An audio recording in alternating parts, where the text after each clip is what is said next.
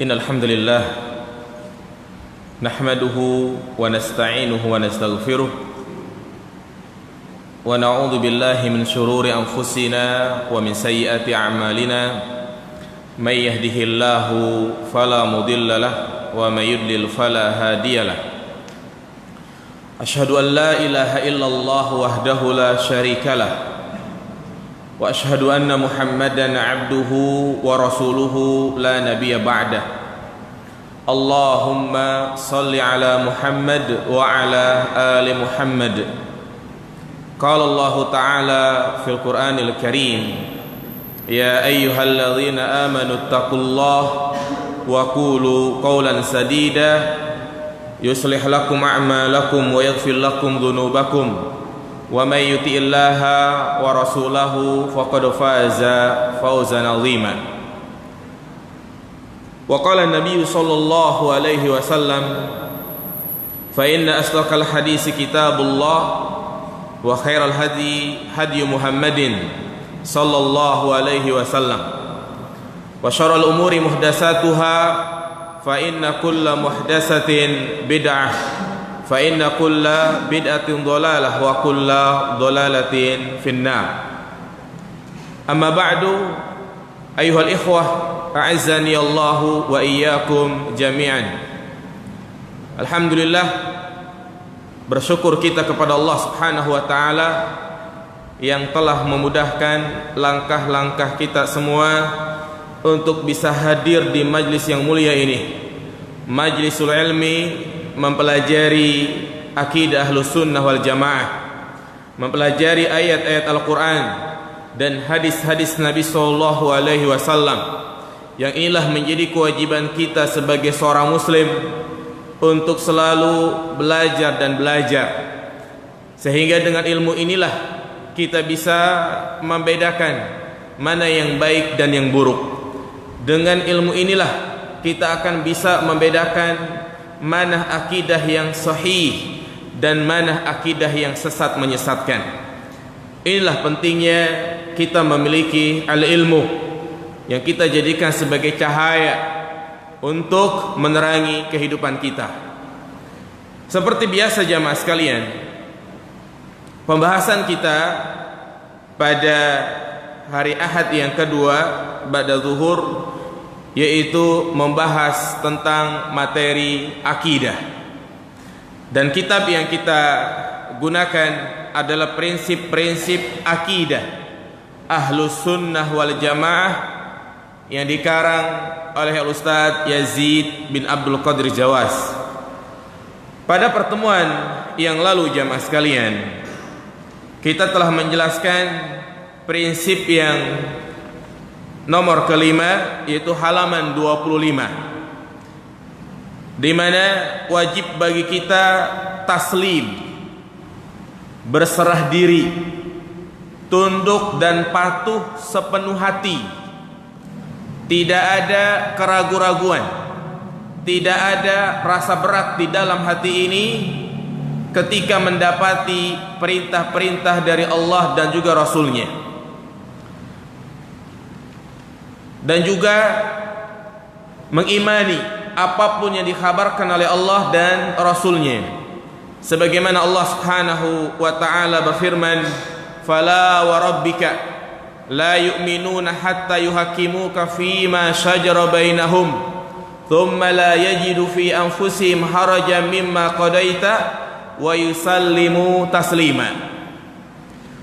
Maka demi Rabbmu, mereka belum dikatakan beriman sampai yang pertama mereka menjadikanmu ya Muhammad sebagai hakim, sebagai pemutus dari apa yang mereka perselisihkan.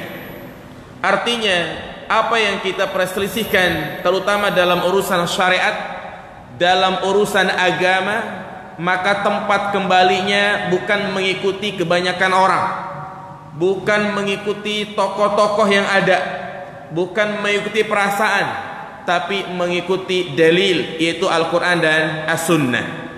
Thumma la yajidu fi anfusihim harajan mimma qadaita. Kemudian sikap yang kedua, yaitu sikap seorang hamba yang beriman, dia tidak memiliki rasa keberatan dalam hatinya tidak timbul keraguan-keraguan di dalam hatinya, wa yusallimu taslima, dan dia berserah diri dengan sepenuh hati. Ini prinsip kita dalam beragama. Kemudian yang keenam, yang sudah kita jelaskan juga, bahwa dalil akli, akal yang benar akan sesuai dengan dalil nas yang sahih. Artinya jamaah sekalian, Allah Subhanahu wa taala memberikan karunia kepada kita, yaitu berupa akal. Dengan akal inilah yang membedakan antara manusia dan binatang. Ya, binatang gak punya akal, manusia punya akal, sehingga manusia bisa membuat sesuatu yang tidak dibuat oleh binatang. Namun jamaah sekalian, kita harus menempatkan akal ini pada tempatnya. Ya, artinya tidak boleh kita lebih mendahulukan akal dari wahyu dan hadis-hadis Nabi Shallallahu Alaihi Wasallam. Sehingga akal yang sehat adalah akal yang digunakan untuk memikirkan, menghayati, merenungi ayat-ayat Allah, baik ayat-ayat syar'iyyah, yaitu ayat Al-Quran, maupun ayat-ayat kauniyah, peristiwa-peristiwa yang ada di alam dunia ini, berupa kejadian gempa bumi, tsunami, dan yang lainnya. Maka kita perlu memikirkan hal tersebut. Seperti misalnya Allah menurunkan bencana yang menimpa saudara-saudara kita di Lombok, maka hendaklah kita jadikan ini pelajaran. Kenapa ditimpa musibah? Kenapa ditimpa bencana? Yaitu karena apa? Kemaksiatan. Inilah orang yang beriman yang selalu mengambil pelajaran dari peristiwa-peristiwa yang dia dapati. Makanya Rasulullah SAW selalu menjadikan momen-momen tertentu untuk berdakwah, momen-momen tertentu untuk memberikan pelajaran kepada para sahabatnya. Ketika Rasulullah SAW berkumpul di tengah para sahabatnya di tengah malam, yaitu di malam bulan purnama, bulan terlihat sangat jelas. Pada momen ini Rasulullah menanamkan akidah yang sahih. Apa kata Nabi? Innakum satarawna rabbakum kama tarawna hadzal qamar la tudamuna fi ru'yatih. Sesungguhnya kalian akan melihat Rabb kalian seperti kalian melihat bulan. Artinya bukan berarti kita nyamakan Allah itu seperti bulan, tidak. Tetapi kalian nanti pada hari kiamat melihat Allah seperti kalian melihat bulan. Itu bagaimana? La tudamuna fi ru'yatih. Tidak berdesak-desakan, tidak rebutan melihat Allah Subhanahu wa taala. Coba sekarang kita melihat bulan, rebutan enggak jemaah? Enggak. Dimanapun kita, mau di bawah rumah, di bawah pohon, di atas pohon, melihat yang namanya bulan. Nah ini, jadi Nabi SAW selalu menjadikan momen-momen tertentu untuk menyampaikan ilmu. Ketika beliau safar bersama para sahabat, melewati sebuah bangkai kambing. Apa kata Nabi? Ya, maukah kalian makan bangkai kambing ini? Para sahabat mengatakan, tentu tidak ya Rasulullah. Jangankan bangkai kambing, kambing yang cacat saja kami tidak mau memakannya.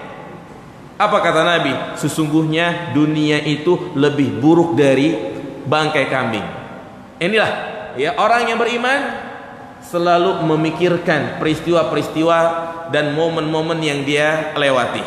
Ya, jadi akal yang sehat adalah akal yang dia gunakan untuk merenungi firman Allah, tunduk di bawah wahyu Allah Subhanahu wa taala. Adapun ya, mereka yang ketika mendapatkan dalil ternyata akalnya tidak sesuai dengan dalil tersebut, kemudian dia lebih mengedepankan akal, berarti akalnya sedang error. Berarti akalnya tidak sehat. Karena tidak mungkin yang namanya dalil bertentangan dengan akal. Jika kita mendapati, merasa dalil itu bertentangan dengan akal, ada dua kemungkinan. Yang pertama, mungkin dalilnya yang enggak sahih, mungkin dalilnya yang tidak benar.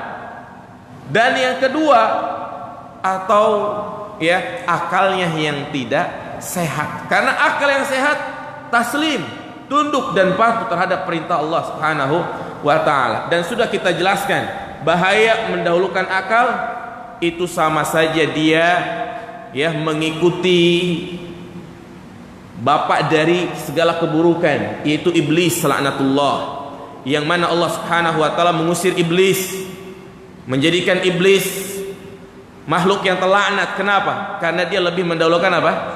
Mendahulukan akalnya. Nah, selanjutnya jamaah yang dimuliakan Allah Subhanahu wa taala, pada kesempatan yang berbarokah ini kita akan melanjutkan prinsip yang ketujuh, yang ada bukunya, bisa dilihat halaman 26. Nah, di antara kaidah dan prinsip Ahlus Sunnah wal Jamaah dalam mengambil dan mengikuti dalil bahwa Rasulullah adalah maksum, dipelihara Allah dari kesalahan, dan para sahabat secara keseluruhan dijauhkan Allah dari bersepakat di atas kesesatan, sebagaimana sabda Rasulullah SAW, Inna Allah Ta'ala qad ajara ummati min an tajtami'a ala dolalatin. Sesungguhnya Allah Ta'ala telah melindungi umatku dari bersepakat di atas kesesatan. Namun secara individu, itu individu pada para individu setiap para sahabat, tidak ada seorang pun dari mereka yang maksum. Jika ada perbedaan di antara para imam atau yang selain mereka, maka perkara tersebut hendaklah dikembalikan kepada apa? Kitabullah dan sunnah Rasulullah sallallahu alaihi wasallam. 6 jamaah sekalian, pada prinsip yang nomor ketujuh ini ada beberapa pembahasan yang akan kita bahas. Yang pertama, apa yang dimaksud dengan kemaksuman Rasulullah? Maka perlu kita mengerti apa yang dimaksud dikatakan Rasulullah itu maksum. Kemudian yang kedua, apakah para sahabat juga maksum atau tidak? Bagaimana jika di kalangan para sahabat terjadi perselisihan? Ya, makanya dalam ilmu usul fiqh ini sering dibahas, hal qaulus sahabi hujjah aw laysa bil hujjah. Apakah perkataan satu orang sahabat hujjah atau tidak dikatakan hujjah? Kalau mereka bersepakat, jelas dikatakan ijma, dan tentunya para sahabat tidak mungkin bersepakat di atas kesesatan.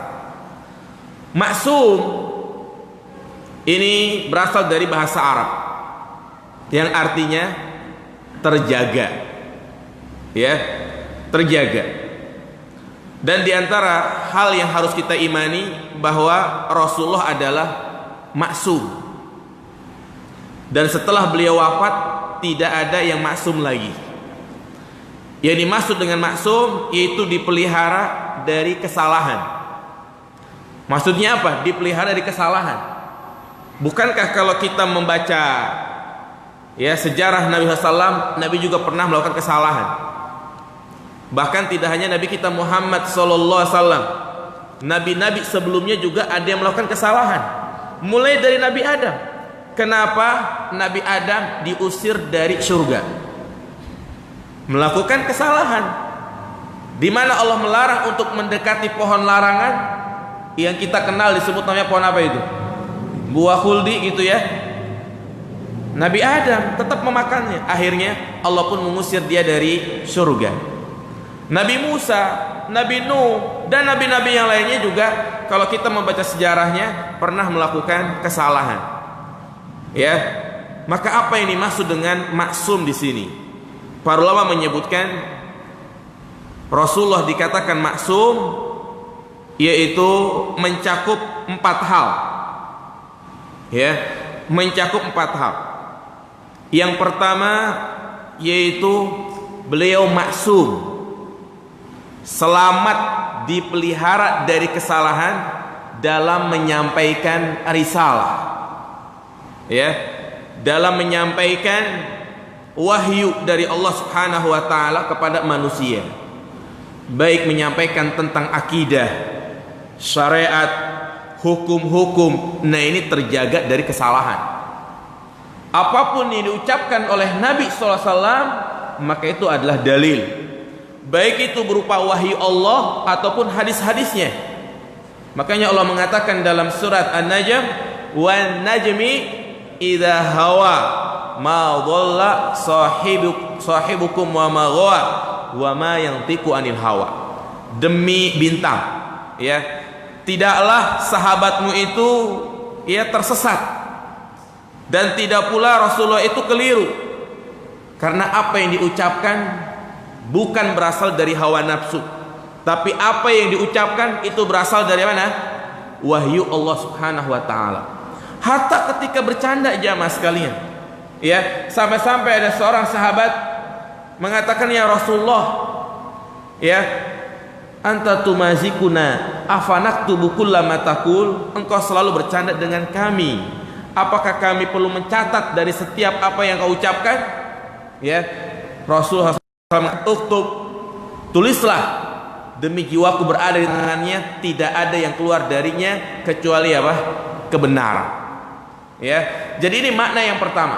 Jadi makna maksum, dikatakan Rasulullah maksum, yaitu selamat dalam menyampaikan risalah. Fala yansauna syai'an mimma auhallahu ilaihim. Jadi Rasulullah itu tidak lupa di dalam menyampaikan risalah. Allah mengatakan dalam Al-Quran, sanukri'uka fala tansa illa masya Allah. Kami membacakan wahyu kepadamu dan engkau tidak akan lupa. Ya, ini makna yang pertama, jamaah sekalian. Maksumun fi tablighi risalah, yaitu maksum artinya terjaga dalam menyampaikan risalah, dan juga tidak mungkin berkhianat. Apa yang disampaikan oleh Nabi semuanya sudah sempurna, dan Nabi terhindar dari sifat al-kitman, yaitu menyembunyikan risalah. Ya, apa kata Allah dalam surat Al-Maidah ayat 67? Ya ayyuhar rusul balligh ma unzila ilaika min rabbik. Wahai para rasul, sampaikanlah apa yang turun kepadamu. Ya, makanya dari sini jamaah sekalian, kalau memang apa yang disampaikan Rasulullah itu tidak ada kesalahan, terjaga, sudah seharusnya kita mencukupkan dengan apa yang datang darinya. Ya, inilah prinsip yang sering kita sampaikan jamaah sekalian, bahwa kita harus berpegang teguh dengan Al-Quran dan hadis Nabi SAW, karena semua risalah yang disampaikan oleh Nabi itu sudah sudah sempurna, tidak ada yang disembunyikan. Kalau Nabi menyembunyikan berarti apa? Khianat. Maka di antara bahaya orang yang melakukan perkara baru dalam agama itu sama saja menuduh Rasulullah telah berkhianat. Apa kata Imam Malik rahimahullah taala, man ahdatsa fil Islam bid'atan yaraha hasanah faqad za'ama anna Muhammadan khana risalah. Barang siapa yang melakukan perkara baru dalam agama, walaupun dia menganggap kebidahan itu baik, maka sungguh dia telah menganggap bahwasanya Muhammad telah mengkhianati risalah. Jadi sama saja dia menyampaikan sesuatu yang tidak disampaikan oleh Nabi, berarti menuduh, oh Rasulullah tidak menyampaikan ini, oh Rasulullah ini kurang dalam menyampaikan ini. Ya, ini yang pertama, makna maksum, yaitu apa jamaah? Selamat dari kesalahan dalam menyampaikan risalah. Kemudian yang kedua, ismatur rasul minal qatl, di mana Allah menjaga Rasulullah SAW dari yang namanya pembunuhan. Ya, asamallahu rasulahu minal qatl hatta yablugha risalata rabbih.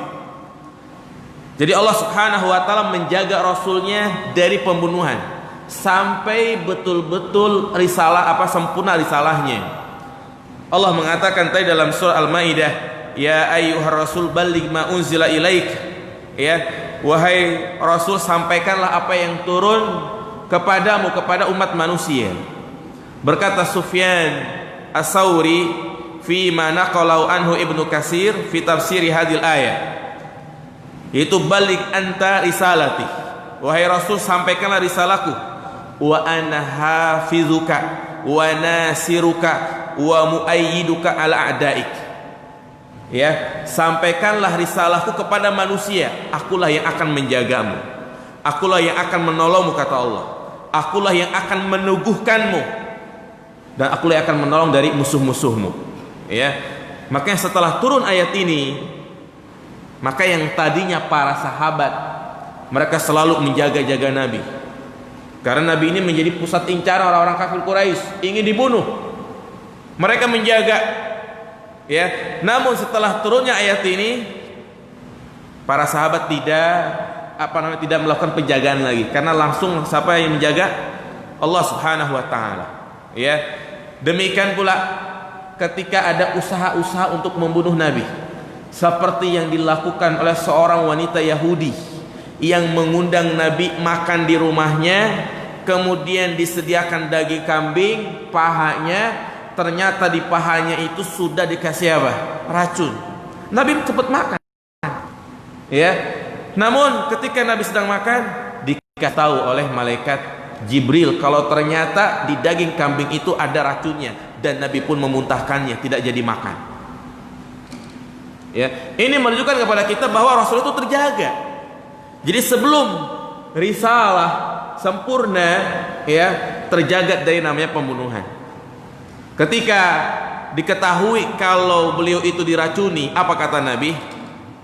Ya, aradta lima sa'al al-mar'ah, ketika Rasulullah bertanya kepada perempuan tersebut, ya, apakah engkau ingin membunuhku? Nabi mengatakan, Allah Subhanahu wa taala, ya, atau bima mana, ya, Allah Subhanahu wa taala pasti akan menjagaku. Artinya ini menjelaskan bahwa Nabi itu selamat dari pembunuhan. Ya, artinya sebelum sempurnanya risalah. Makanya Nabi baru wafat setelah sempurna risalah yang beliau sampaikan kepada umat manusia. Nah, ini yang kedua, ya. Kemudian yang ketiga, yang dimaksud dengan maksum yaitu ismatur rasul minasyaiton, di mana Rasul kita Muhammad SAW terjaga dari bisikan dan godaan syaitan. Ya, makanya mimpi Nabi itu adalah hak, benar, tidak ada kesalahan. Mimpi para nabi hak, seperti mimpinya Nabi Ibrahim menyembelih anaknya Ismail. Kemudian juga Nabi SAW bermimpi, ya, dia didatangi malaikat, diperlihatkan surga, diperlihatkan neraka. Kemudian juga diperlihatkan tentang sahabat-sahabat yang masuk ke dalam surga. Seperti Nabi pernah bermimpi di dalam surga, beliau melihat ada seorang wanita sedang berwudu di samping istana. Kemudian ditanya, ya, itu istana siapa? Dijawab oleh wanita tadi, itu adalah istananya Umar bin Khattab. Ya, ini mimpi Nabi hak, tidak ada keraguan-raguan. Kenapa? Karena memang Nabi itu dilindungi dari syaitan, terjaga dari bisikan dan godaan syaitan. Ya, sebagaimana hadis dari Abdullah bin Mas'ud, Rasulullah bersabda, "Ma minkum min ahadin illa wa qad ukila bihi qarinuhu minal jin." Tidaklah di antara kalian, ya, artinya tidaklah setiap kalian, melainkan diutus kepadanya qarin. Apa itu qarin, jamaah sekalian? Jin. Jadi setiap kita itu ada jin. Qalu wa iyyaka ya Rasulullah. Ya, apakah engkau juga ada jinnya gitu? Apa kata Nabi? Wa iyaya. Sama. Aku juga ada jinnya. Ala innallah illa annallah a'ani alaihi fa aslama fala ya'muruni illa bi khair. Hanya saja Allah Subhanahu wa taala telah menolongku sehingga jin itu pun tunduk pada Islam dan tidak memerintahkan kepadaku kecuali kebaikan. Nah, ini menunjukkan kepada kita bahwa Rasul juga ada jin korin, tapi jin korinnya sudah apa? Sudah tunduk, sehingga selalu mengajak kepada kebaikan. Adapun selainnya, kita sebagai manusia biasa begitu kan, ya, di setiap diri kita ada jin korin. Ya tentu jin yang namanya jin adalah syaitan yang selalu mengajak kepada kejelekan. Maka dalam tubuh kita, dalam jiwa kita, itu ada dua faktor yang selalu mengajak kepada kita kepada keburukan. Yang pertama itu tadi jin korin namanya, dan yang kedua ya sifat asal kita, ya ammaratun bisu, hawa nafsu yang selalu mengajak kepada kejelekan. Makanya Allah katakan tentang asal manusia, wa kana lisamu zalumun jahula, ya manusia itu asalnya zalim, manusia itu asal tergesa-gesa, ya, dan Nabi SAW itu selamat dari godaan jin. 6 jamaah sekalian. Ini yang ketiga. Jadi ismatur rasul minas syaitan. Ya, jadi Rasulullah SAW itu selamat, terjaga dari godaan syaitan. Kemudian yang keberapa? Yang keempat, ya, para ulama mengatakan yakni maksud Rasulullah itu maksum, semua dosa-dosa yang beliau lakukan sudah diampuni.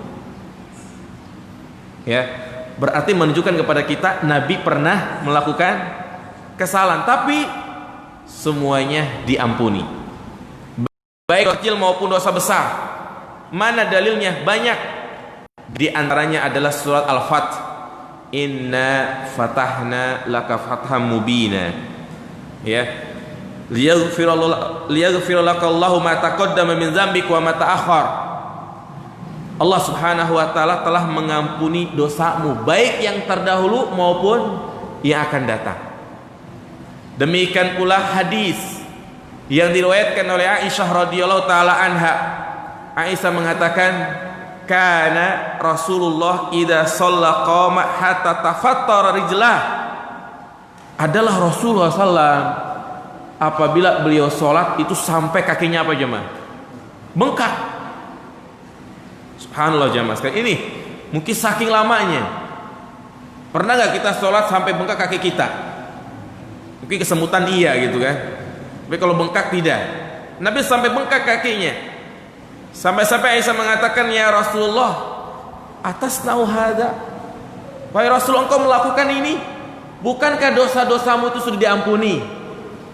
Ya, baik yang terdahulu maupun yang akan datang. Apa kata Nabi? Ya Aisyah, afala akuna abdan syakura. Wahai Aisyah, ya, apa salahnya kalau aku menjadi hamba yang bersyukur? Jadi ini menjelaskan kepada kita bahwa dosa-dosa Nabi itu semuanya sudah diampuni. Bahkan ketika datang 3 seorang sahabat ila buyuti azwajin Nabi, datang ke istrinya Nabi, mereka bertanya tentang ibadahnya Nabi. Setelah dikabarkan taqaluha, setelah dikabarkan tentang ibadahnya Nabi begini-begini, 3 orang ini jadi minder, menganggap kayaknya ibadah kita masih kurang ini. Ya, dia mengatakan, ya Nabi jelas sudah diampuni dosa-dosanya, ini kata mereka. Ini menjadi syahid. Kata para sahabat, Nabi enak, dosa-dosanya sudah diampuni, baik yang yang telah lalu ataupun yang akan datang. Akhirnya 3 orang ini, ya, salah satu yang mengatakan, kalau gitu aku akan puasa terus, tidak akan berbuka, artinya setiap hari berpuasa. Yang kedua, aku tidak akan tidur malam, aku akan mengerjakan apa? Sholat tahajud terus. Yang ketiga mengatakan, aku tidak akan menikah, ya, aku tidak akan menikah agar aku bisa ibadah terus. Apakah 3 ucapan sahabat ini dipuji oleh Allah Subhanahu wa taala, oleh Nabi SAW? Ternyata tidak. Antumul ladzi qultum kadza wa kadza, kalian yang mengatakan ini dan itu, sungguh demi Allah, aku adalah orang yang paling takut, aku adalah orang yang paling bertakwa. Ya, aku sholat dan aku pun tidur, aku juga menikahi wanita, aku juga puasa dan aku juga berbuka. Ya, jadi menjadi syahid di sini di mana para sahabat mengatakan Rasulullah itu sudah diampuni dosa-dosanya. Nah ini jamaah sekalian, jadi makna maksum yang disebutkan oleh Syekh Sulaiman Al-Asqar dalam kitabnya Ar-Rusul wa Risalat mencakup 4 hal. Apa yang pertama jemaah? Iya, selamat dari kesalahan dalam menyampaikan risalah. Yang kedua, jadi dijaga oleh Allah dari usaha-usaha pembunuhan. Bukan hanya itu kisahnya jemaah. Ketika Nabi mau hijrah, ya, itu rumah Nabi sudah mau diapain? Udah dikepung jemaah sekalian. Udah dikepung. Bahkan orang-orang kafir Quraisy sudah ngintip, oh Nabi lagi tidur. Ternyata di pagi hari tatkala mereka ingin membunuh Nabi, Nabi sudah keluar. Digantikan oleh siapa? Ali bin Abi Thalib. Ini sebagai usaha, ya, di mana Allah ingin menyelamatkan Rasulullah dari pembunuhan. Kemudian yang ketiga apa? Iya, yang keempat, dosa-dosanya diampuni. Iya. Kemudian jamaah yang dimuliakan Allah Subhanahu wa taala, yang sering menjadi pertanyaan juga, apakah Rasulullah SAW pernah lupa? Apakah Rasulullah pernah melakukan kesalahan? Jawabannya, Rasulullah SAW mengalami kelupaan. Tentu di balik ini ada hikmah yang sangat luar biasa. Yang pertama, menunjukkan kepada kita bahwa Rasul kita Muhammad sallallahu alaihi wasallam adalah manusia biasa. Siapa yang bilang kalau Rasul adalah manusia biasa? Nabi sendiri. Ana basyarum mislukum. Aku adalah manusia biasa seperti kalian. Ansa kamatan saun. Aku lupa sebagaimana juga kalian lupa. Nabi makan, kita pun makan. Kita tidur, Nabi juga tidur. Namun Nabi diberikan kelebihan, yaitu berupa risalah dan maksum dari 4 perkara yang tadi kita sebutkan. Sehingga dalam hal ini jamaah sekalian, kita tidak boleh menempatkan kedudukan Nabi di atas kedudukan yang Allah telah tetapkan. Kalau memang Nabi adalah manusia biasa, kita tidak boleh memposisikan Nabi, menyikapi Rasul kita Muhammad SAW seperti Tuhan, meminta-minta kepada Nabi, ya Rasulullah mohon segerakan jodohku, ya Rasulullah lancarkanlah usahaku, ya Allah, ya Rasulullah, seperti itu. Ini nggak boleh, karena zat yang boleh kita mintai, yang boleh kita memohon pertolongan hanya siapa? Allah Subhanahu wa ta'ala. Dan juga tawasul seperti ini tidak diperbolehkan, ya. Nah ini jamaah sekalian, makanya dalam syahadat dikatakan wa ashhadu anna Muhammadan abduhu wa rasuluh. Aku bersaksi bahwasanya Muhammad adalah hamba Allah dan utusannya. Dikatakan hamba Allah membantah orang-orang yang bersikap gulu kepada Rasulullah, mengatakan Rasulullah SAW telah mengetahui perkara-perkara yang gaib. Ini nggak mungkin. Memang Rasulullah tahu apa yang akan terjadi di akhir zaman, ya, akan terjadi pada hari kiamat. Namun itu tidak terlepas dari kabar, ya, malaikat Jibril dari Allah Subhanahu wa taala. Namun pada asalnya Nabi tidak tahu apabila tidak dikabarkan oleh Jibril. Sehingga termasuk keyakinan yang sesat meyakini Nabi itu mengetahui perkara yang gaib. Kalau Nabi mengetahui perkara yang gaib, pastinya Nabi berpesan kepada pamannya, siapa itu? Hamzah. Wahai Hamzah, gak usah berperang, engkau bakal mati. Tapi ternyata Hamzah tetap ikut berperang pada perang apa itu? Perang Uhud. Ya, nah itu tadi. Kalau seandainya Rasulullah tahu perkara yang gaib, pasti Nabi nggak makan apa itu? Nggak makan kambing yang sudah diracunin, ya kan? Tapi ternyata Nabi memakannya, baru dikasih tahu oleh malaikat Jibril. Ya, ini Nabi mengalami kelupaan, menunjukkan kepada kita bahwa Nabi adalah manusia biasa seperti kita. Wa rasuluh. Nah, ini kelebihannya, keistimewaannya. Ini membantah orang-orang yang meremehkan Rasulullah Shallallahu Alaihi Wasallam. Mereka yang tidak mau mengikuti hadis-hadis Nabi, Mereka itulah kelompok-kelompok yang disebut namanya Al-Quraniyun, ya, yang mereka berdalil dengan Al-Quran saja, nggak pakai hadis. Bahkan di zaman sekarang pun ada yang mereka mengkaji hanya Al-Quran saja, ya. Mungkin antum tahu kelompoknya gitu kan, pokoknya yang dia hanya bahas Al-Quran saja. Orang yang seperti ini jamaah sekalian, maka kalau dia meninggal jangan disolatin, jangan dikafanin. Kenapa? Karena perintah mengkafani jenazah itu hanya ada di hadis, ya. Kemudian yang kedua, hikmah Rasulullah lupa. Tadi pertama hikmahnya apa jemaah? Agar kita tahu bahwa Rasulullah adalah manusia biasa. Yang kedua, menunjukkan kepada kita kesempurnaan agama Islam. Loh, kok bisa dikatakan Rasul lupa sempurna agama Islam? Ya, yang namanya orang lupa sempurna gitu? Enggak kan? Lakukan kesalahan. Ya. Nah, jamaah sekalian, Rasulullah lupa, ini kesempurnaan agama Islam. Dengan Rasulullah lupa, kemudian Nabi melakukan sesuatu ketika dia lupa agar diketahui oleh umatnya. Kalau kita lupa, itu loh yang dilakukan oleh Nabi. Sebagai contoh yang jelas, Nabi pernah salah, yaitu sholat zuhur dikerjakan 2 rakaat, ya. Nah, disebutkan dalam hadis yang disebut Zulyadain, yaitu di mana nisyanu nabiyina wa sholatu zuhur rakaatain.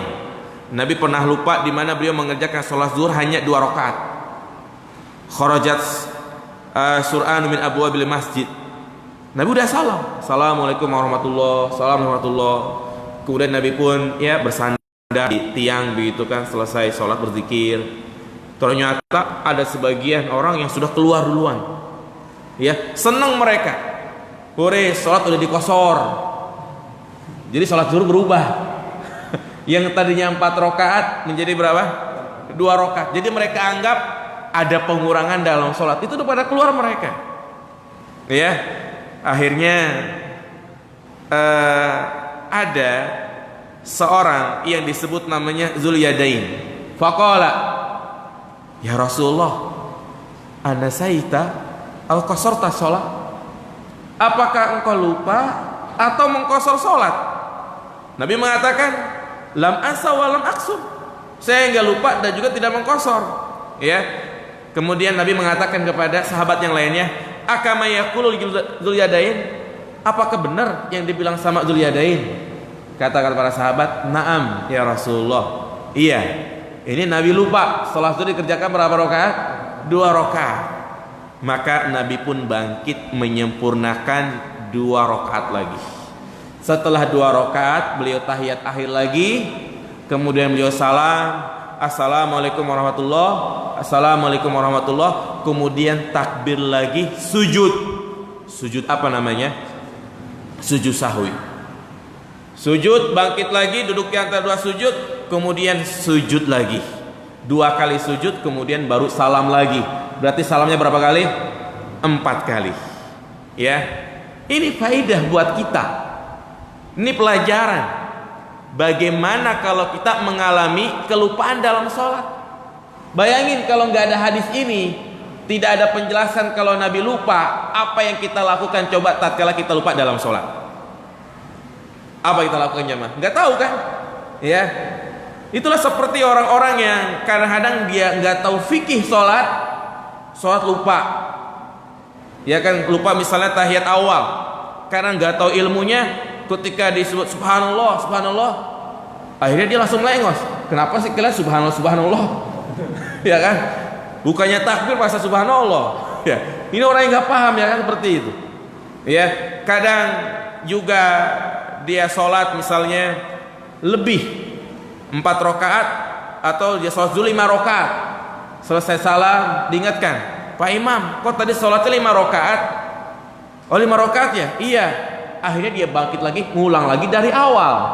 Seperti ini, kesalahan. Inilah apa namanya, faktor dia tidak tahu tata cara sujud sahwi. Nah, kita yang sudah paham, kalau kita mengalami kelupaan seperti itu, inilah yang kita lakukan, yaitu sujud sahwi. Jadi Rasulullah lupa dalam sholat, ya, ini Allah Subhanahu wa taala ingin menjelaskan kepada kita, kalau kita lupa dalam sholat maka kita tambal, kita tutup dengan sujud sahwi, baik sebelum salam atau setelah salam. Ya, tatkala kita sujud sahwi, maka ini membuat syaitan ya sedih.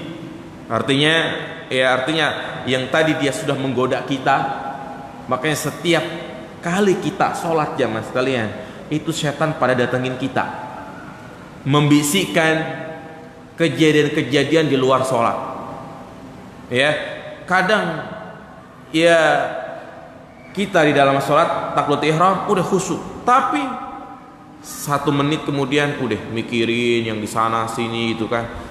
Apalagi kalau dia ingat barangnya hilang dalam sholat, bisa-bisa ketemu biasanya, ya kan?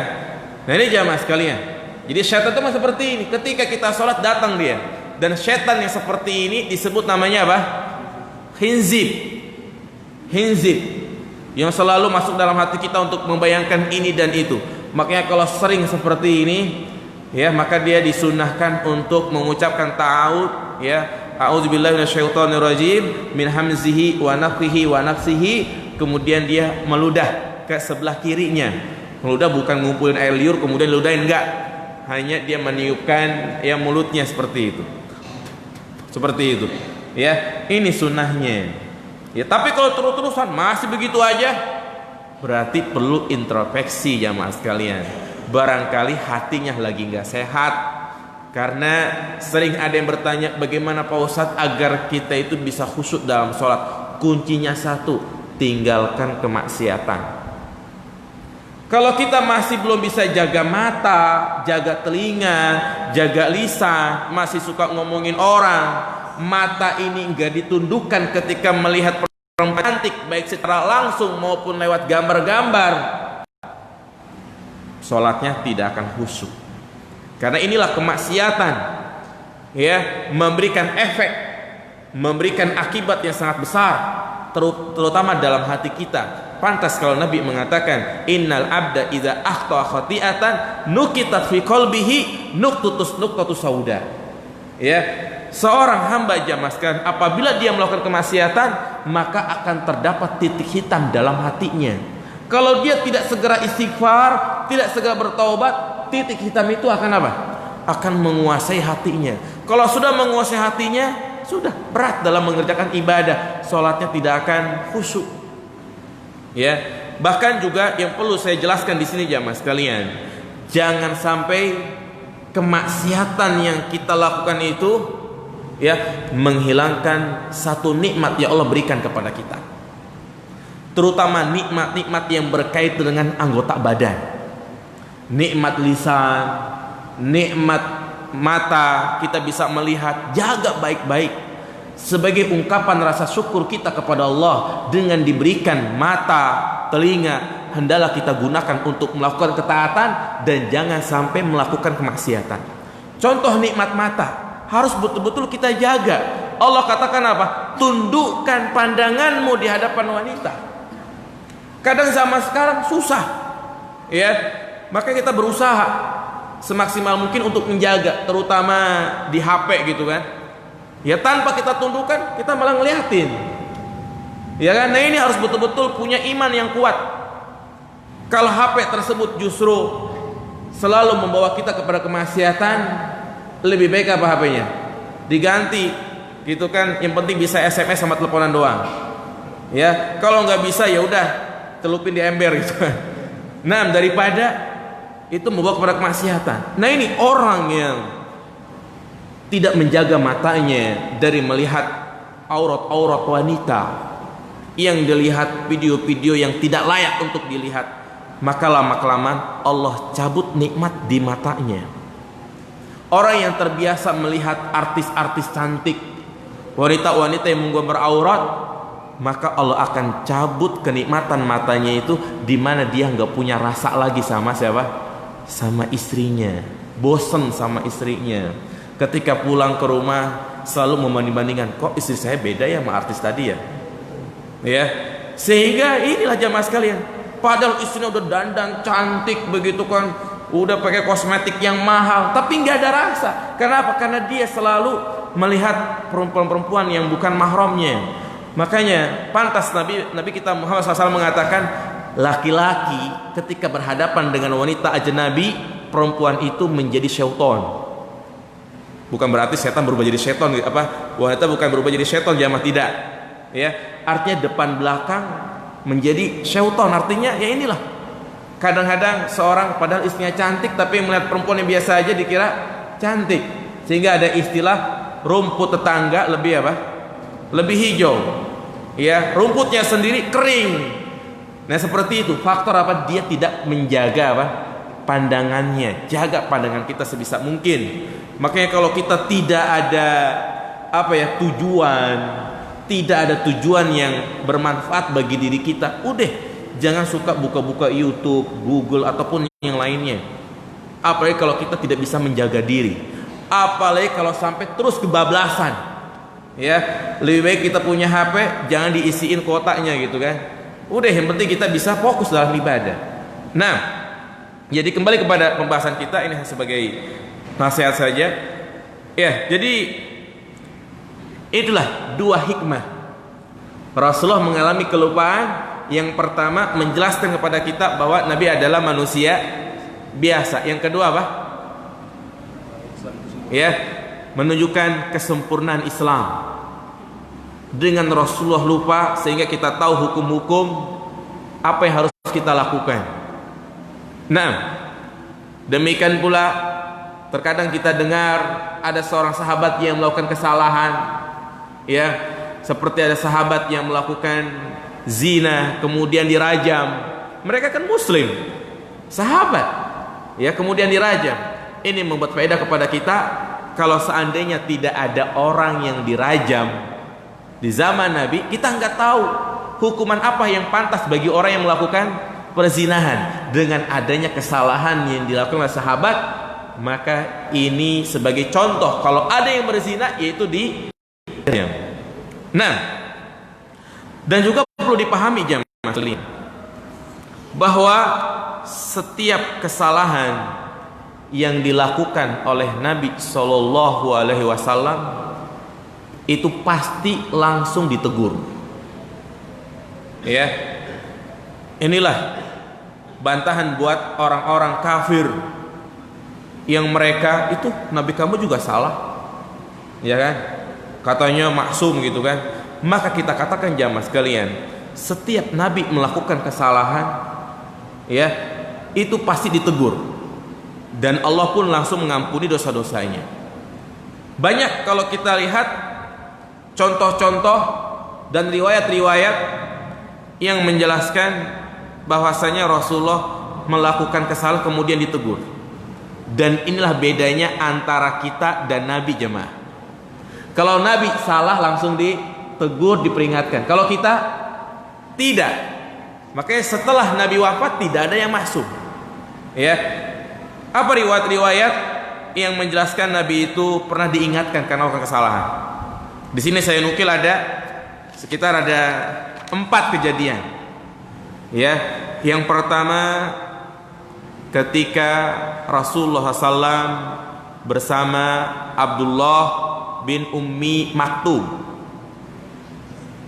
Ya, Abdullah bin Ummi Maktum. Siapa dia jemaah? Seorang muazin. Ya, biasanya di zaman Nabi azan itu 2 kali jemaah. Azan subuh, bukan azan zuhur, azan subuh ya. Ya.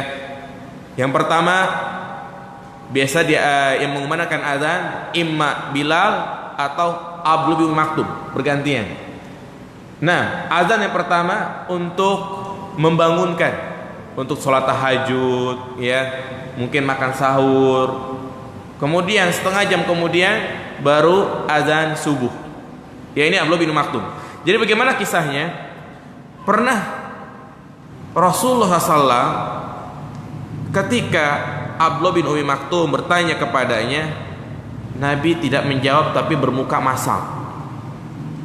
Memang saat itu beliau sedang sibuk mendakwahi para pembesar Quraisy. Abdullah bin Maktum bertanya pada Nabi tentang Islam, mukanya masak.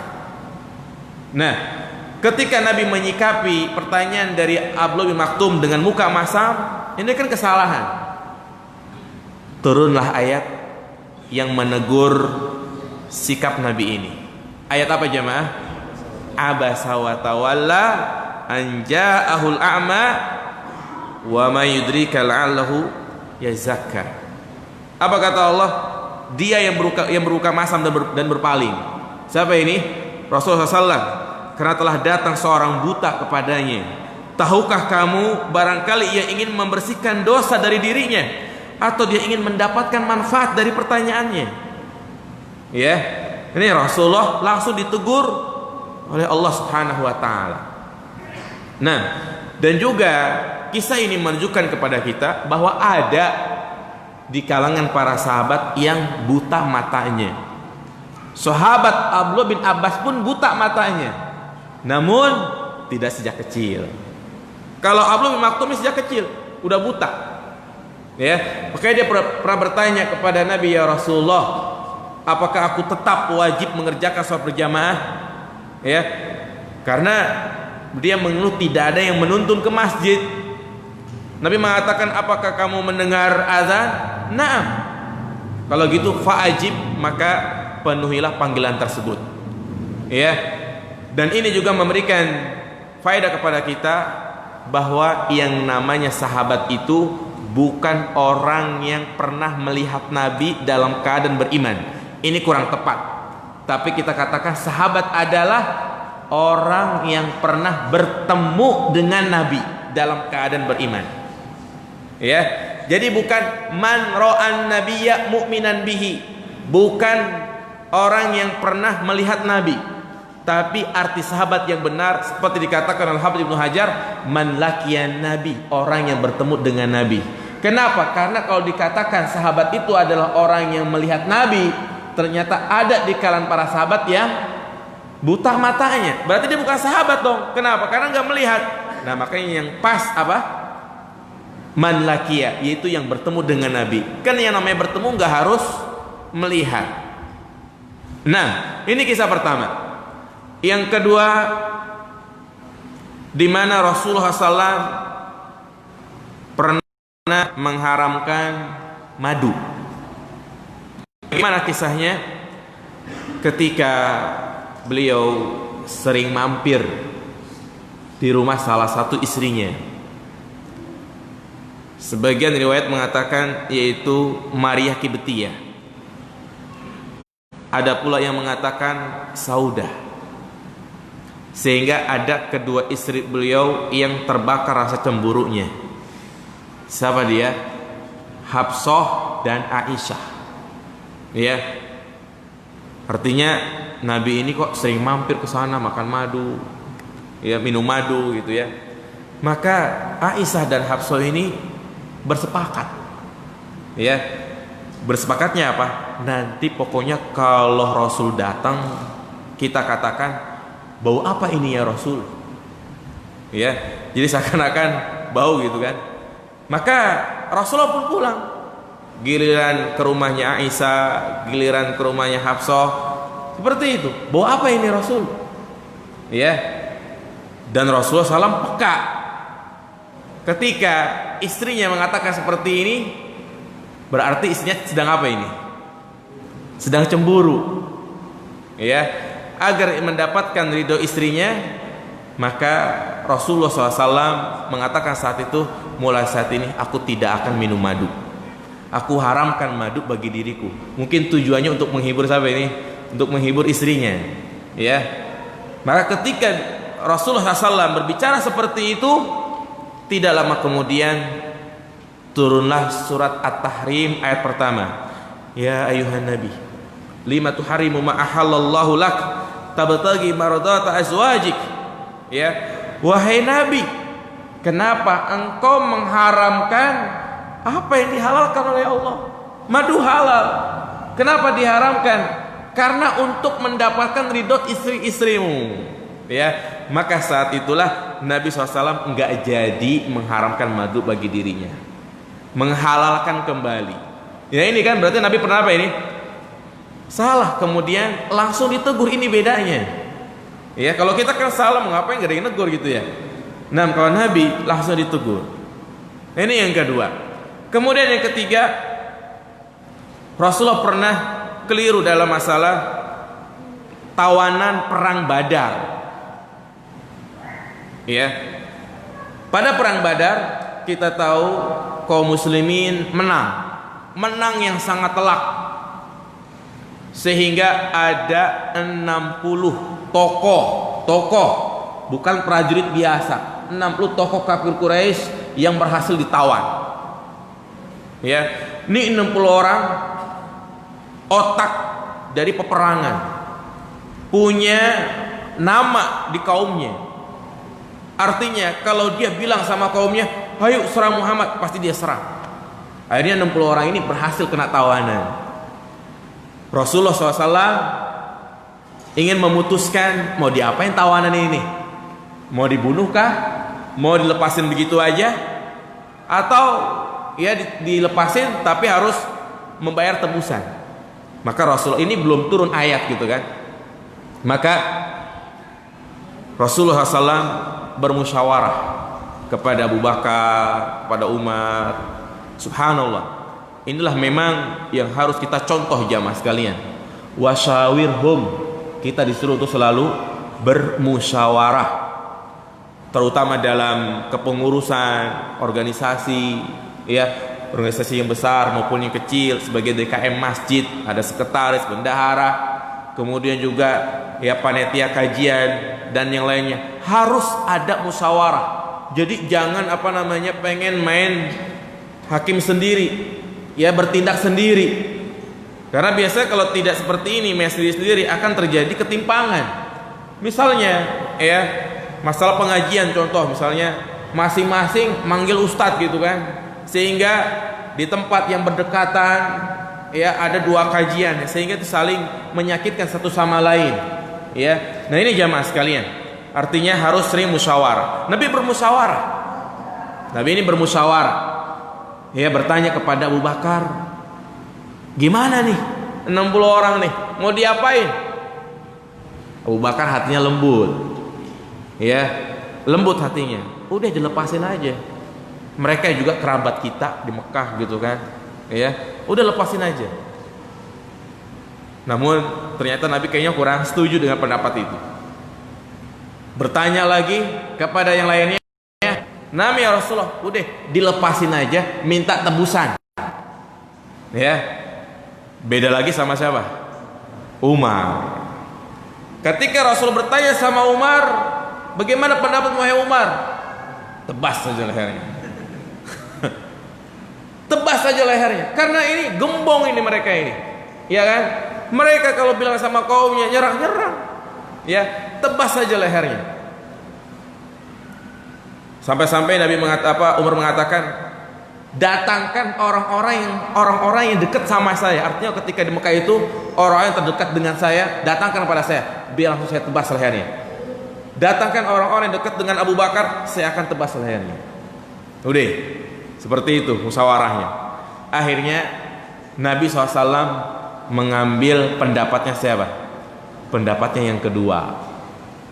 Ya, dilepas dan meminta tebusan. Ternyata di malam hari ya Allah Subhanahu wa taala menurunkan ayat, yaitu surat Al-Anfal ayat 62. Ya. Yang intinya ayat yang turun tersebut mendukung pendapatnya Umar. Ya. Nah, maka keesokan harinya, di pagi harinya, Umar mendapati Abu Bakar dan Rasulullah sedang menangis. Sampai-sampai ditanya kepada Umar, "Ya Rasulullah, apa yang menyebabkan kamu menangis?" Ya. Umar pun pengen tahu kenapa kok Abu Bakar dan Umar menangis. Tentu kalau keduanya menangis ada perkara yang sangat penting. Ya kan? Apa kata Rasulullah? "Wahai Umar, telah turun ayat yang mendukung pendapatmu. kalau bukan karena rahmat Allah, mungkin kita semuanya sudah binasa kecuali engkau. Ya, ternyata pendapat yang benar siapa pendapatnya? Umar. Pendapat Umar disetujui oleh Allah Subhanahu wa taala, dan pendapatnya Nabi ini salah karena Allah Subhanahu wa taala menegurnya. Tapi apa boleh buat, ya sudah apa namanya? Sudah dilepaskan, makanya Allah Subhanahu wa taala memaafkan Rasulullah sallallahu alaihi wasallam. Makanya kisah ini menunjukkan kepada kita, ya inilah salah satu contoh Rasulullah pernah melakukan kesalahan kemudian langsung ditegur, ya, dan juga menunjukkan kepada kita jamaah sekalian, salah satu keutamaan yang ada pada diri Umar, beliau dijuluki mulham. Apa itu mulham? Mulham artinya pirasat-pirasatnya itu sesuai dengan kenyataan. Apa yang dipirasatkan terjadi. Itu namanya mulham. Ya. Namun bukan berarti kita itu percaya dengan pirasat. Kadang kan, waduh, pirasat saya kayaknya nggak enak badan nih. Ya, pirasat saya akan terjadi seperti ini. Nah, itu tidak boleh. Ya. Adapun Umar, ya memang Rasulullah mengatakan seperti itu. Sesungguhnya umat-umat sebelum kalian ada yang disebut dengan muhaddisun. Dan muhaddisun umat ini, yaitu orang yang diberikan ilham umat ini, adalah engkau wahai Umar. Bukan hanya ini aja jamaah sekalian. Ayat tentang hijab, ayat tentang perintah wanita untuk berhijab, ini juga karena sebab Umar. Ketika ya Umar merasa risih, di mana wanita-wanita keluar lalu lalang gitu kan, rambutnya kelihatan, bahkan bertanya kepada Nabi secara langsung, risih. Makanya Umar selalu berharap, ya Allah, haramkanlah hijab begitu kan. Ternyata turunlah ayat tentang hijab, artinya perintah untuk memakai hijab. Demikian pula Homer, ya, ketika Umar melihat ada orang yang menjadi imam dalam keadaan sempoyongan, sampai-sampai Imam Qurtubi menyebutkan ada seorang menjadi imam di zaman Nabi itu baca qul ya ayyuhal kafirun gak kelar-kelar. Qul ya ayyuhal kafirun la a'budu ma ta'budun wala antum a'biduna ma a'bud wala ana a'bidu ma abatum wala antum a'biduna ma a'bud wala ana a'bidu ma abatum. Terus muter, gak ketemu apa? Lakum dinukum waliyadin. Ya, akhirnya Allah pun turunkan keharaman khamr. Ya ayyuhalladzina amanu la taqrabus sholata wa antum sukara. Wahai orang-orang beriman, janganlah kalian mendirikan salat dalam keadaan kalian mabuk. Ini namanya mulham. Ya. Nah, ini yang ketiga. Kemudian yang keempat jamaah sekalian. Di antara ya, ini kenapa saya sebutkan riwayat-riwayat seperti ini? Agar kita memahami. Kan ada sebagian orang yang enggak terima ketika dikatakan Nabi itu enggak pernah salah. Nabi itu maksum, pokoknya nggak pernah salah. Ini keliru. Padahal kita dapati Nabi ini melakukan apa? Kesalahan. Ya. Bahkan mereka menuduh kita dengan sebutan, oh dia telah melakukan istihza kepada Nabi. Ia telah melecehkan Nabi. Tidak, makanya kita bahas kedudukan seperti ini. Dan yang keempat, Rasulullah pernah melakukan kesalahan, yaitu menyolati orang munafik. Ketika Nabi dipanggil untuk menyolati orang munafik, Nabi datang. Dan ternyata munafik itu bukan sekedar orang munafik, tapi gembongnya munafik, Abdullah bin Ubay bin Salul. Ketika Nabi mau nyolatin, Umar pun bergegas ke depan, langsung mengepal tangannya Nabi. Ya Rasulullah, jangan kau sholatin. Ya, sampai berulang-ulang, jangan kau sholat ya Rasulullah, ini orang munafik, gembong. Ya, lalu apa dikatakan oleh Rasulullah SAW? Sekiranya aku tahu kalau aku memohonkan ampunan baginya lebih dari 7 kali, niscaya dia akan diampuni. Akhirnya tetap Rasulullah menyolati Abdullah bin Ubay bin Salul. Tidak lama kemudian turunlah ayat surat At-Taubah ayat 84. Wala tusolli ala ahadi minkum mata abada. Janganlah engkau menyolati salah seorang di antara mereka, itu orang-orang kafir, orang-orang munafik. Ya, ini jamaah sekalian. Jadi kesimpulan dari poin yang ketujuh ini, ya, bahwasanya Rasulullah maksum tadi mencakup 4 hal. Dan juga kalau memang Rasulullah adalah maksum, maka hendaklah kita kembalikan semua urusan kita kepadanya. Apapun yang kita perselisihkan, terutama berkaitan dengan urusan syariat, urusan hukum, kita kembalikan kepada hadis-hadis Nabi SAW. Ya, makanya Allah katakan, wa ma atakumur rasulu fakhudhuh wa ma nahakum anhu fantahu. Apa yang datang dari Rasul kalian maka ambillah, dan apa yang dilarang Rasul kalian maka tinggalkanlah. Kemudian juga Nabi mengatakan, alaikum bisunnati wa sunnatil khulafaur rasyidin. Hendaklah kalian berpegang teguh dengan sunnahku dan sunnah khulafaur rasyidin. Ini kesimpulan yang pertama. Kesimpulan yang kedua, ya, setelah Rasulullah wafat, maka tidak ada manusia lagi yang maksum. Entah itu Pak Kiai, entah itu Pak Ustadz, entah itu imam yang dianggap oleh imam orang-orang Syiah Ar-Rafidah, nggak ada yang maksum. Inilah perbedaan akidah Ahlus Sunnah wal Jamaah dan akidah orang-orang Syiah Ar-Rafidah. Ya, kalau kita meyakini bahwasanya yang maksum hanya siapa? Rasulullah. Beda dengan Syiah Rafidah, yang maksum itu bukan hanya Nabi, tapi imam-imam mereka yang 12. Ali maksum, kemudian anaknya Hasan Husain maksum, kemudian anak cucunya Ja'far maksum, Zainal Abidin maksum. Ya, ini perbedaan. Sehingga ya, orang yang seperti ini memaksumkan orang selain Allah, maka dia akan terjatuh kepada penyakit dalam beragama, yaitu apa? Taklid. Taklid. Coba orang Syiah, taklidnya luar biasa kepada imam-imam mereka. Demikian pula orang-orang Sufi, taklidnya sangat kuat kepada wali-wali mereka. Sampai-sampai dikisahkan ketika wali mereka minum khamar, ya, nggak apa-apa, dia udah maksum. Minum khamar yang masuk dalam perut air putih itu jadinya. Saking apa ini? Saking fanatiknya kepada wali-wali mereka. Ya. Nah, maka dari sini antara Syiah dan Ahlussunnah tidak akan menyatu. Walaupun di negeri kita banyak cendekiawan Muslim, ya, bahkan ada yang mengarang sebuah buku gitu kan, ya, Sunni dan Syiah bersatu. Enggak mungkin. Dan juga kita kalau berdiskusi sama mereka, berdialog, enggak mungkin ketemu, karena memang prinsipnya udah berbeda. Ya, prinsip dalam berdalil, prinsip dalam berakidah semuanya berbeda. Kalau kita dalil itu Al-Quran dan Sunnah, mereka beda. Al-Quran, Sunnah, sama kitab-kitab karangan mereka, itu kalangan imam-imam mereka. Ya, makanya ya inilah jamaah sekalian, antara kita sama mereka tidak akan menyatu. Ya, ini akibatnya. Demikian pula, ya, kalau ada di antara kita, maka larinya dia akan fanatik. Karena itulah hendaklah kita mengambil siapapun, perkataan ustadz, perkataan ulama, perkataan kiai, bahkan perkataan para sahabat, jika memang sesuai dengan dalil. Jika memang tidak sesuai dengan dalil, maka kita tinggalkan. Alangkah bagusnya apa yang diucapkan oleh Al-Imam Malik, kullu qaulin yu'khadhu wa yurad. Ya, setiap perkataan itu bisa diambil dan juga bisa ditolak.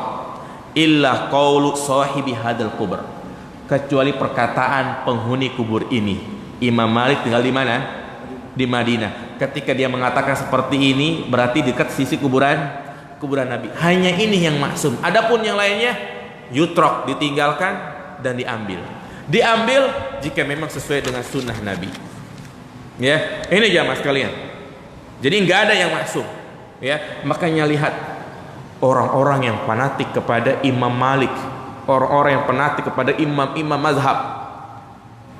Ya, karena saking fanatiknya, karena mereka menganggap imam mereka maksum, udah muncullah hadis-hadis palsu. Orang-orang Abu Hanifah, artinya mengikuti mazhab Abu Hanifah, karena saking fanatiknya kepada Al-Imam Abu Hanifah, mereka gak suka dengan pengikut-pengikut mazhab Imam Syafi'i, mereka membuat hadis-hadis palsu. Apa di antara hadis yang mereka buat? Sayakunu fi ummati unasun adorru minal iblis. Ya, Yusama Muhammad bin Idris. Akan muncul di tengah umatku. Jadi seakan-akan ini hadis ya kan? Akan muncul di tengah umatku manusia yang lebih berbahaya dari iblis. Siapakah dia? Muhammad bin Idris. Siapa Muhammad bin Idris? Imam Syafi'i. Ini saking fanatiknya sama siapa ini? Mazhab Imam Abu Hanifah. Sampai menjelek-jelekan. Ya, ada juga Imam pengikut-pengikutnya juga mengatakan, membuat hadis tentang tidak boleh nikah sama perempuan yang bermazhab apa? Abu Hanifah. Ya, sampai-sampai ketika ijab qabul ditanya, ikut mazhab siapa? Kalau enggak sesuai dengan mazhabnya, udah enggak jadi nikah. Nah, ini fanatik jamaah sekalian. Jadi memang imam-imam juga tidak masuk. Makanya sering ada pertanyaan, bolehkah kita bermazhab jamaah? Hah? Boleh kalau memang mazhab tersebut sesuai dengan dalil. Kalau memang satu mazhab itu tidak sesuai dengan dalil, ya sudah kita tinggalkan. Sehingga kita nggak perlu bermazhab itu hanya satu mazhab. Makanya Imam Syafi'i mengatakan apa? Ya, masahal hadisu fahuwa mazhabi. Hadis yang itu adalah mazhabku. Ya, jadi kita nggak boleh fanatik terhadap satu mazhab. Yang kita lihat adalah dalil. Karena memang tadi imam juga nggak masuk, dan juga kadang mereka tidak mendengar hadis. Seperti pendapatnya Imam Abu Hanifah, boleh menikah tanpa apa? Tanpa wali. Jadi boleh perempuan kita bawa kabur gitu kan, nikah tanpa diketahui oleh ayahnya. Ya, tapi ternyata hadis mengatakan la nikah illa biwaliyin. Tidak ada nikah tanpa wali, sehingga kita dahulukan hadis bukan perkataan imam. Nah, jelas ya? Iya. Kemudian jamaah yang dimuliakan Allah Subhanahu wa taala, dijelaskan di sini, dan para sahabat secara keseluruhan dijauhkan Allah dari bersepakat atas kesesatan, sebagaimana sabda Rasulullah SAW, innallaha ta'ala qad ajara ala ummati min an tajtami'a ala dolalatin. Sesungguhnya Allah Ta'ala telah melindungi umatku dari bersepakat di atas kesesatan. Nah, jadi jamaah sekalian, ini juga salah satu prinsip yang harus kita pahami. Yang namanya ijma. Ijma itu artinya bersepakat. Para ulama bersepakat. Demikian pula ijma yang terjadi di tengah-tengah para sahabat, maka itu adalah hujjah, artinya maksum, tidak ada kesalahan. Ya, perkara urusan agama yang disepakati oleh para sahabat, maka ya itu tidak di atas kesesatan. Dalilnya sangat jelas. Ya, namun secara individu tidak ada seorang pun di antara mereka yang maksum. Jika ada perbedaan di antara para imam atau selain mereka, maka perkara tersebut dikembalikan kepada kitabullah dan sunnah Rasul, dengan memaafkan orang yang keliru dan berprasangka baik bahwa ia adalah orang yang beristihad. Ya, maka inilah yang tadi saya sampaikan, apakah perkataan seorang sahabat itu dikatakan hujah atau tidak? Ya, artinya dikatakan hujah atau tidak, boleh nggak kita ambil?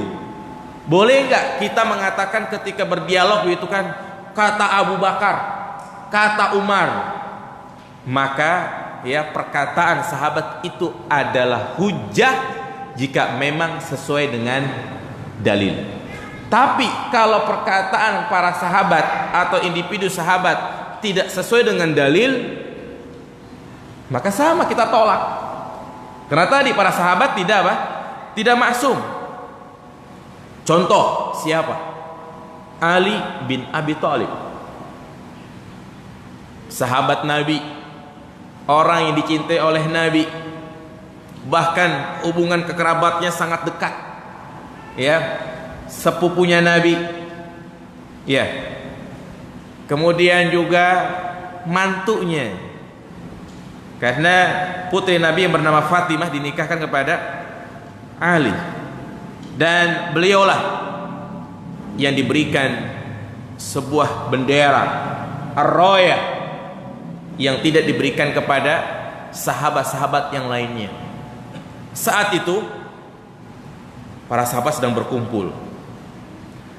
Besok aku akan memberikan bendera kepada seseorang yang dia mencintai Allah dan Rasulnya, dan Allah dan Rasulnya pun mencintai dia.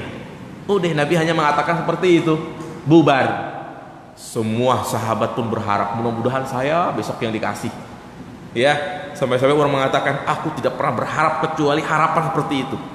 Subhanallah, harapan yang luar biasa, ingin dicintai Allah dan Rasulnya. Ternyata besok datang ada orang berharap mau dikasih, ternyata nggak dikasih. Dan yang dikasih adalah siapa? Ali bin Abi Thalib, yang saat itu matanya sedang sakit, kemudian diludahi oleh Nabi dan langsung sembuh. Ya, nah, jadi Ali sekaliber sahabat seperti ini jamaah sekalian pernah melakukan kesalahan, ya, yaitu kesalahan dalam menetapkan masa iddah. Masa iddah, apa itu masa iddah jemaah? Masa iddah, masa tunggu bagi seorang wanita yang telah diceraikan suaminya, atau yang suaminya wafat. Maka seorang istri itu wajib menunggu, ya. Kalau suaminya meninggal, maka dia wajib menunggu 4 bulan 10 hari. Jadi nggak boleh suaminya wafat malam hari, paginya udah kawin lagi. Nggak boleh. Kalau laki-laki boleh nggak? Boleh jemaah. Boleh kalau laki-laki, ya, istrinya meninggal malam, pagi udah nikah lagi, boleh. Bahkan Imam Ahmad bin Hanbal jemaah sekalian, Imam Ahmad, ya, siangnya meninggal istrinya karena sakit apa gitu, malamnya udah nikah lagi. Emang laki-laki itu tidak ada masa iddah, ya, tapi perempuan jangan iri ya, ini udah ketetapan. Nah, ya, jadi Ali itu, ya, dihadapkan dua permasalahan tentang masalah iddah. Kita tahu bahwasanya iddah kan ada dua keadaan, ya. Pertama, ya, jika perempuan itu tidak dalam keadaan hamil, maka tadi nunggu berapa hari? 4 bulan 10 hari. Adapun iddah, masa tunggu bagi istri yang diceraikan, itu 3 kali haid atau 3 kali suci, ya, 3 bulan. Ya, ini pertama, menunggu 4 bulan 10 hari.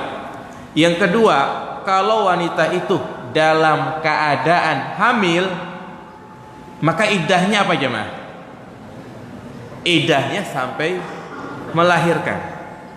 Nah, makanya Ali ditanya tentang masalah ini.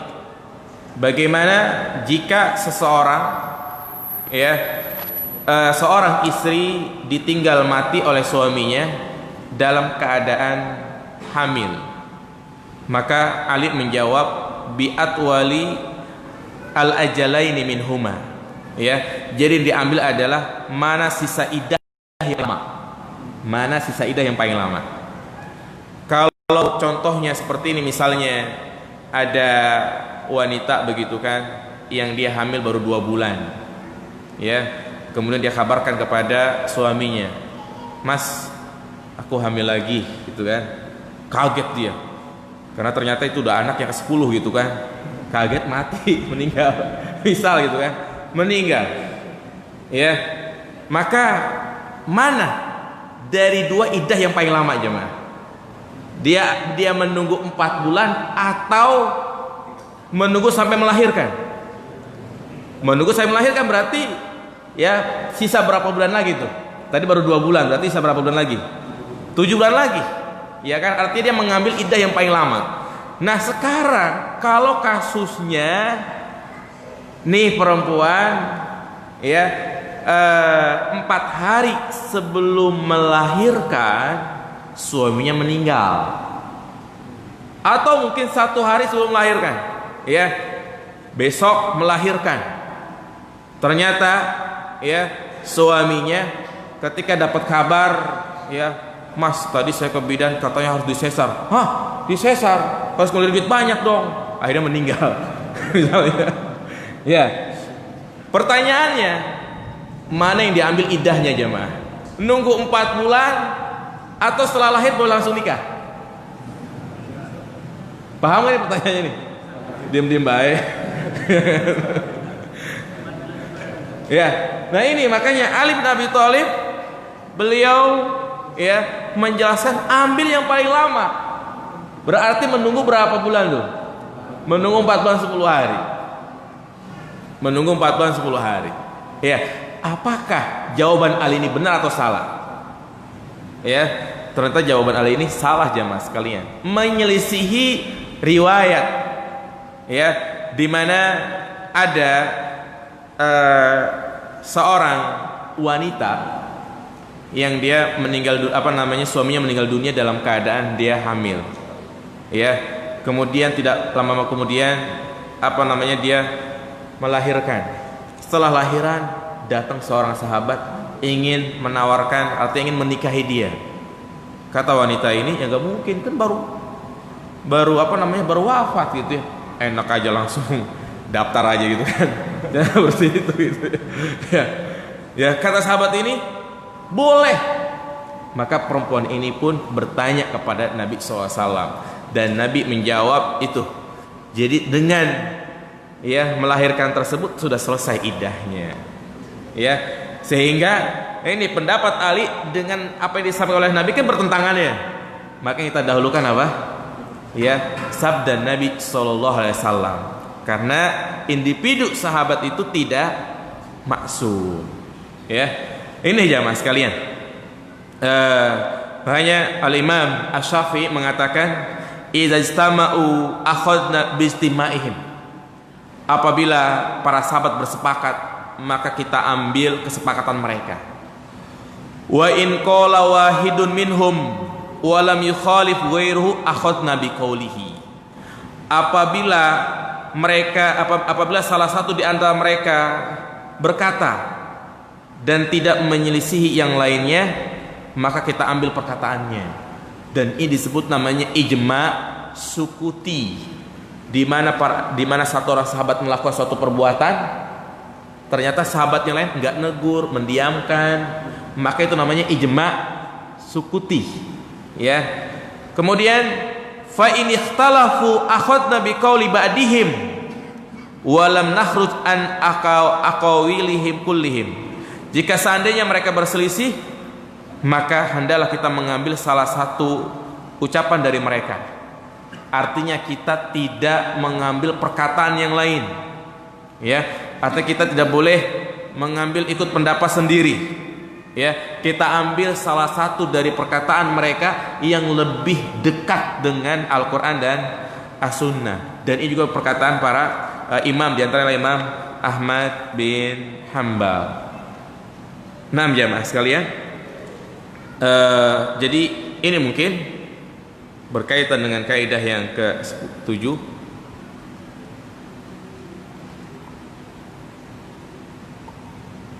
Silakan di antara antum yang ada pertanyaan bisa ditulis ya. Jadi kesimpulan dari apa yang kita bahas pada kesempatan kali ini itu hanya prinsip yang pertama, prinsip yang ke-7 jamaah sekalian, bahwa Rasulullah adalah ya maksum, terjaga. Adapun setelah Rasulullah wafat tidak ada yang maksum. Adapun prinsip yang ke-8 ini kayaknya panjang, kita akan jelaskan tentang ya bertengkar dalam masalah agama itu tercela. Artinya dalam Islam kita tidak boleh banyak jidal. Ya. Nah, silakan, ada yang bertanya? Paham gak sampai sini? Iya. Ibu-ibu yang mau bertanya silakan.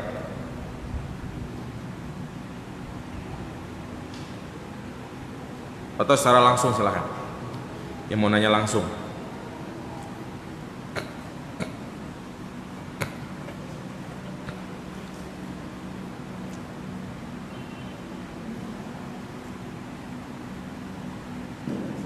Iya, silakan. Masalah Rasulullah juga bisa mendapatkan wahyu dari mimpi untuk setelah, maksudnya untuk zaman sekarang. Nah, Apakah bagaimana cara kita menyikapi mimpi yang sesuai dengan kita? iya. Jadi mimpi para nabi adalah hak, dan itu adalah wahyu. Makanya setiap kali Nabi bermimpi itu disampaikan kepada sahabat-sahabatnya tentang kejadian neraka, surga, disampaikan. Ya. Adapun mimpi yang kita alami itu tidak lepas dari 3 perkara. 3 hal. Yang pertama, ya, hanya bunga tidur, ya, bunga tidur. Yang kedua, gangguan syaitan, ya. Hanya ada 2 ya. Mungkin ini disebut namanya bunga tidur gitu kan, karena mungkin dia sebelum tidur dalam keadaan capek gitu kan, tergesa-gesa atau apa. Makanya kadang-kadang anak kecil itu kalau siangnya main lari-larian capek gitu kan, kadang-kadang malamnya terbawa teriak-teriak gitu. Iya. Maka dari itu jamaah sekalian, mimpi ini bukan sebagai dalil dan bukan pula sebagai hujah, sehingga apa yang kita dapati di mimpi itu tidak boleh kita beranggapan kalau kita itu telah didatangi Nabi. Ya, apakah seorang itu bisa mimpi bertemu Nabi? Naam jamaah sekarang, bisa begitu kan? Iya. Cuma apabila Nabi menyampaikan ini dan itu dan yang lainnya, ya ini tidak bisa dijadikan sebagai hujah. Inilah awal mula kemunculan tarekat-tarekat. Di negeri kita banyak tarekat Tijaniyah, tarekat Naksabandiyah, tarekat ini, tarekat itu dan yang lainnya, ya. Zikir sekian, kemudian juga berzikir dengan kelambu.